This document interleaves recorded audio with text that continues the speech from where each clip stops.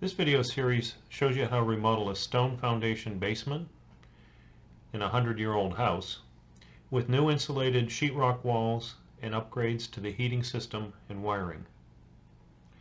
My goal is to remove an old tabletop train layout that I had built in the basement and some skinny old shelves which are covered by a curtain in this image, and replace both the old 4x plywood layout in the skinny shelves with a new Lionel O gauge train layout built on a shelf raised higher off the floor with storage underneath for modern storage tubs.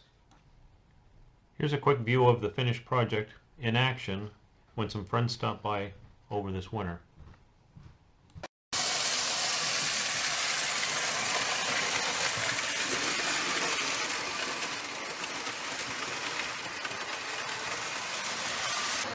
Here's the basement after I've demoed out the old shelves and the Lionel toy train layout.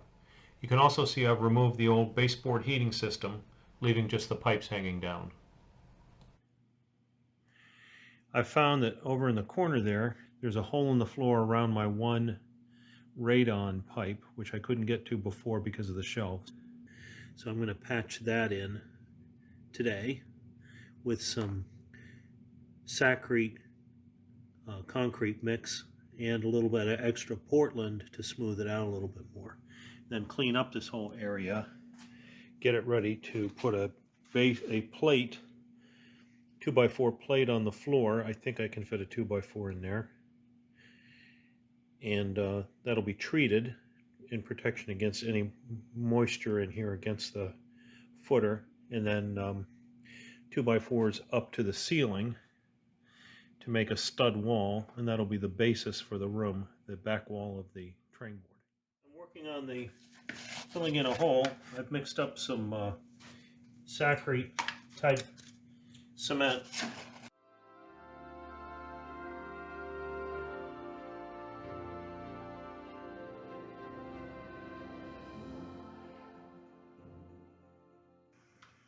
So I've done the same program around each pipe.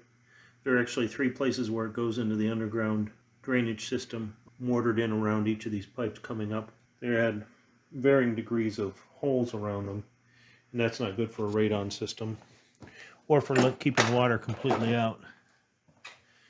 Same deal over here is now remortared. Venting system for the floor redone.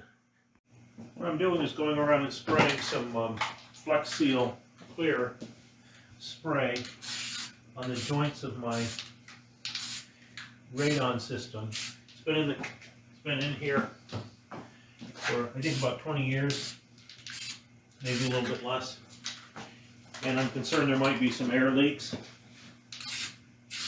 This Flex Seal, I believe, is a polyester. It says "as seen on TV" with Phil Swift.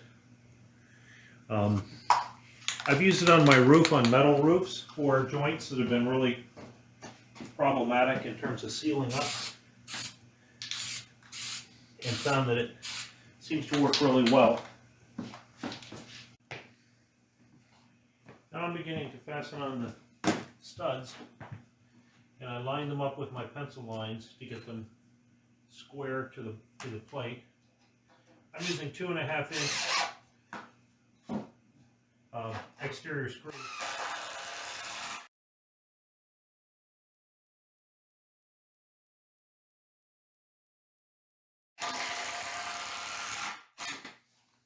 Be a little quicker to use the air gun, but I'm kind of going to have some tight corners in here.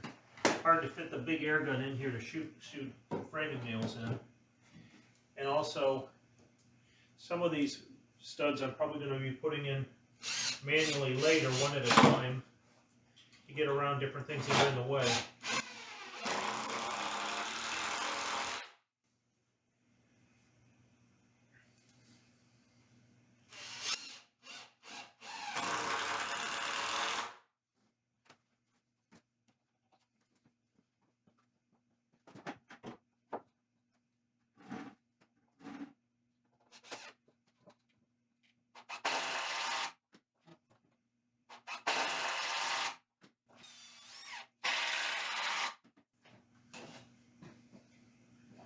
I also like the fact that with screws, if you fasten something in the wrong place, you don't have to beat it apart and dig the nails out.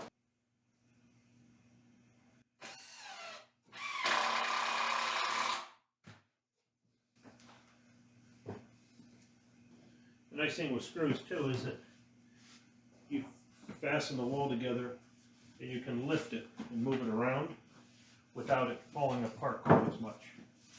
And I have to lift this wall up and over the radon pipe to get it to fit. So I'm going to go out in the barn and get more studs. I'm continuing to do the walls. And to get around this pipe, I made this piece. And the bottom plate, again on 16-inch centers, screwed the base onto it. Put that in there like this. This top one I notched around the pipe.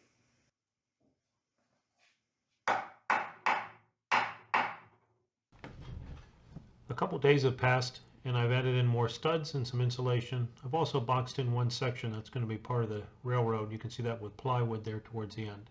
And I'm about ready to drywall.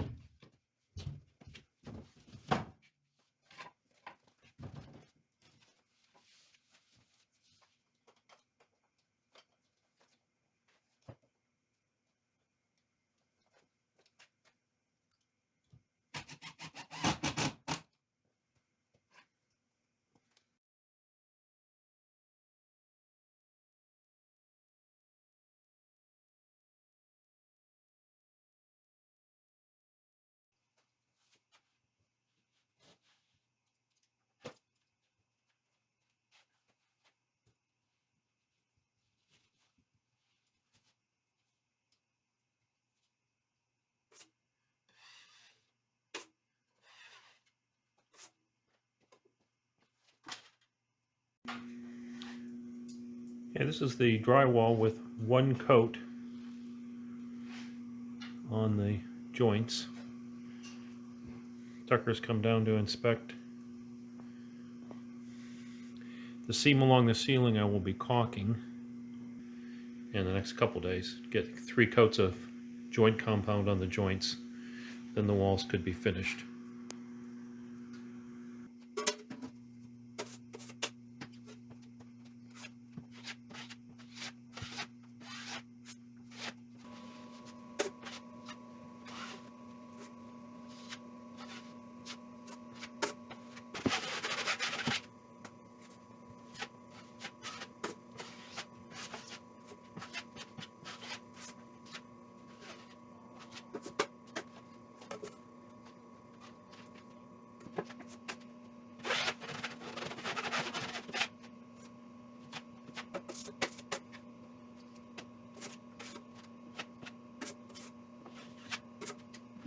I like Tuck.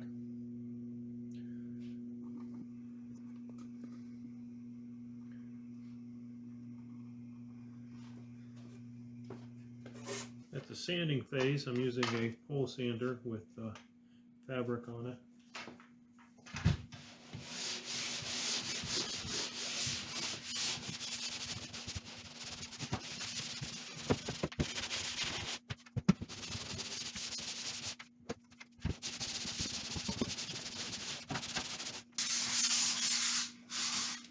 This is a sanding block with 150 grit paper on it.